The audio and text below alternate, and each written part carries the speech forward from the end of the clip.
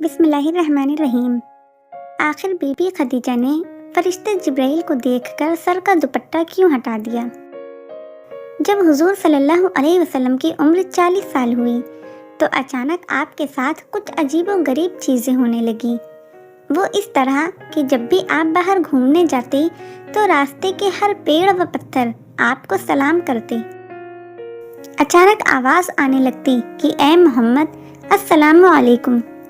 یہ سن کر حضور صلی اللہ علیہ وسلم پریشان ہو جاتے کہ آخر یہ آوازیں کدھر سے آ رہی ہیں؟ یہاں تو ہر طرف سناٹا ہی سناٹا ہے، کوئی نظر نہ آتا، لیکن وہ آوازیں برابر آتی رہتی۔ اسی طرح اس زمانے میں حضور صلی اللہ علیہ وسلم جو بھی خواب دیکھتے وہ بالکل سچ ثابت ہوتا۔ اگر خواب میں دیکھتے کہ میں فلاں انسان سے باتیں کر رہا ہوں، یا کعبے کے پاس کھڑا نماز پڑھ رہا ہوں، یا دور سے کوئی انسان مجھ سے ملنے آ رہا ہے، تو اگلے دن وہ سبھی باتیں بالکل سچ ہو کر نظر آتی۔ یہ سب دیکھ آپ صلی اللہ علیہ وسلم بہت پریشان تھے کہ آخر یہ میرے ساتھ کیا ہو رہا ہے۔ وقت گزرتا گیا اور حضور صلی اللہ علیہ وسلم کو اکیلے رہنا زیادہ پسند آنے لگا۔ کسی سے بھی بات نہ کرتے، اکثر خاموش رہتے۔ ان دنوں میں اکثر حضور صلی اللہ علیہ وسلم مکہ سے تھوڑی دور ایک پہاڑ پر بنی غار میں چلے جاتے اور کئی دن وہی گزارتے۔ آپ صلی اللہ علیہ وسلم کئی دنوں کا کھانا لے کر اس غار میں جاتے اور وہاں بیٹھ کر سوچا کرتے کہ آخر اس دنیا کو کس نے بنایا، یہ کائنات کا سارا نظام کیسے چل رہا ہے۔ ایک دن دوپہر کے وقت حضور صلی اللہ علیہ وسلم اس غار میں بیٹھے سوچ رہے تھے کہ تبھی اچانک آسمان کی طرف سے ایک بڑی عجیب سی چیز نیچے کو اترتی ہوئی نظر آئی۔ وہ چیز بہت تیزی سے اڑتے ہوئے غار کے پاس کھڑی ہو گئی۔ وہ حضرت جبرائیل علیہ السلام تھے، جو کہ آپ صلی اللہ علیہ وسلم کے پاس پہلی وحی لے کر آئے تھے۔ لیکن حضرت جبرائیل علیہ السلام کو اس طرح آتا دیکھ آپ صلی اللہ علیہ وسلم بہت ڈر گئے اور کانپنے لگے۔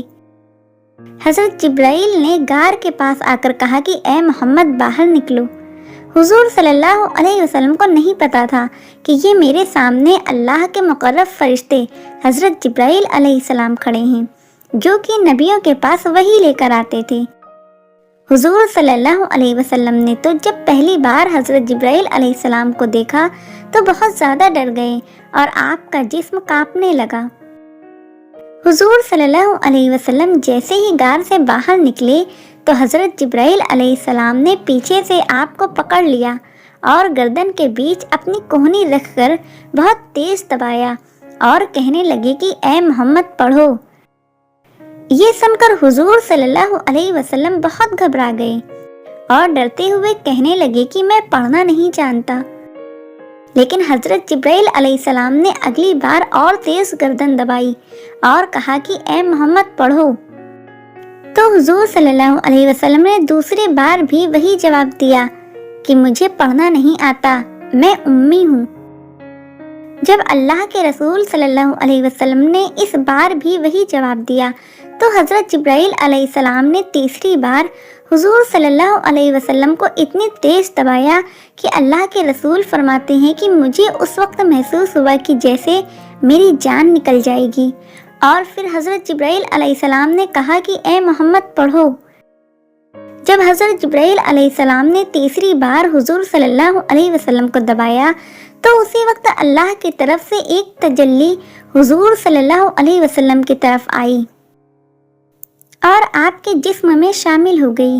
وہ تجلی سے ایک ایسی طاقت تھی کہ جس کی وجہ سے حضور صلی اللہ علیہ وسلم وحی کے بوجھ کو برداشت کر لیتے، ورنہ قرآن میں اللہ نے فرمایا ہے کہ اگر اس قرآن کو ہم پہاڑ پر بھی نازل کر دیتے تو شاید پہاڑ بھی اسے برداشت نہ کر پاتا اور ریزہ ریزہ ہو کر ختم ہو جاتا۔ لیکن اللہ نے حضور صلی اللہ علیہ وسلم کا دل ایسا مضبوط بنا دیا تھا کہ آپ صلی اللہ علیہ وسلم اس قرآنی وحی کے بوجھ کو برداشت کر لیتے۔ اس لیے جب حضرت جبرائیل علیہ السلام نے تیسری بار حضور صلی اللہ علیہ وسلم کو دبایا اور اللہ کی تجلی آپ کے دل میں شامل ہو گئی تو اللہ کے رسول نے پڑھنا شروع کر دیا اور پھر حضرت جبرائیل علیہ السلام نے سورہ اقرا بسمی کی 5 آیتیں پڑھ کر سنائی کہ جن کا مطلب ہے کہ اے محمد پڑھو اس اللہ کے نام سے کہ جس نے ساری کائنات کو بنایا اور اس انسان کو کھنکھناتی مٹی سے پیدا کیا۔ اے محمد پڑھو، آپ کا رب بہت مہربان ہے کہ جس نے قلم کے ذریعے انسان کو علم سکھایا اور اسے وہ باتیں بتائی کہ جو وہ کبھی نہیں جانتا تھا۔ حضرت جبرائیل علیہ السلام نے حضور صلی اللہ علیہ وسلم کو قرآن کی وہ آیتیں پڑھائیں اور پھر دور ہٹ کر کھڑے ہو گئے۔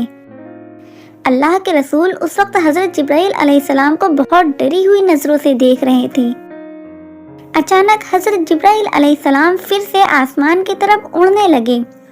یہ دیکھ حضور صلی اللہ علیہ وسلم اور زیادہ ڈر گئے اور جلدی سے گھر کی طرف چل دیے۔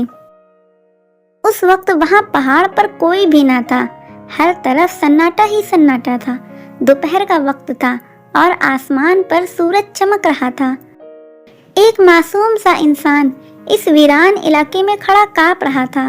کوئی اسے سہارا دینے والا نہیں تھا۔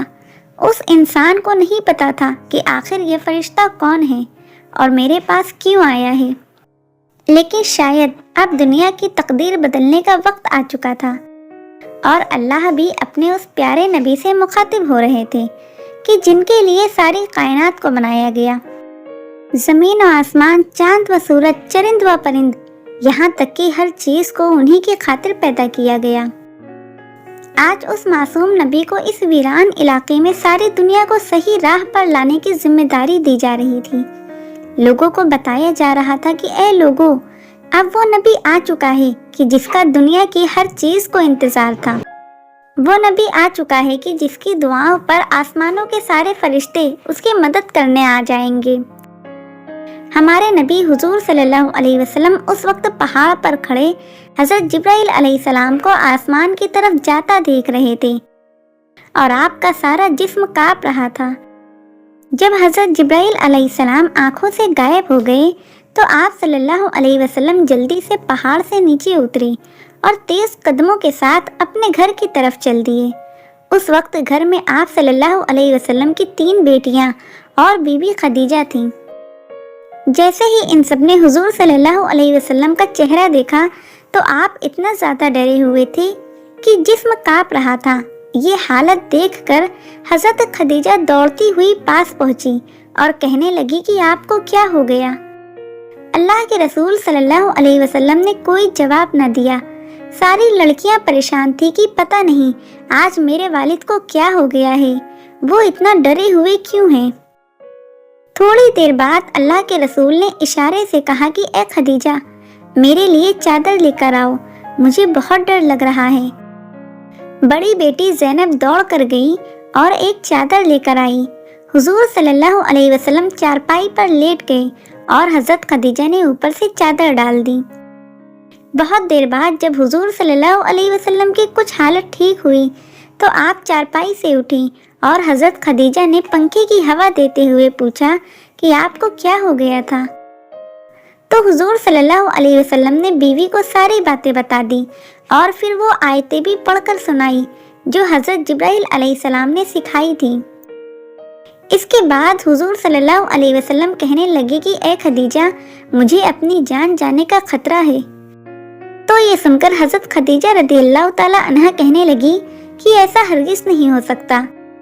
میں اللہ کی قسم کھا کر کہتی ہوں کہ اللہ آپ کی عزت کو کبھی داغدار نہیں کرے گا، کیونکہ آپ غریبوں کا سہارا بنتے ہیں، بھوکوں کو کھانا کھلاتے ہیں، یتیموں کی کفالت کرتے ہیں اور پریشان لوگوں کی مدد کرتے ہیں، تو آپ کا اللہ آپ کو کبھی ضائع نہیں ہونے دے گا۔ لیکن حضور صلی اللہ علیہ وسلم کی گھبراہٹ کم نہیں ہو رہی تھی، تو حضرت خدیجہ رضی اللہ تعالی عنہا نے کہا کہ آپ پریشان نہ ہوں، چلو میرے ساتھ میرے چچا کے لڑکے ورقہ بن نوفل کے پاس چلو، وہ پرانی کتابوں کے ماہر ہیں، مجھے یقین ہے کہ وہ آپ کے بارے میں ضرور کوئی اچھا مشورہ دیں گے۔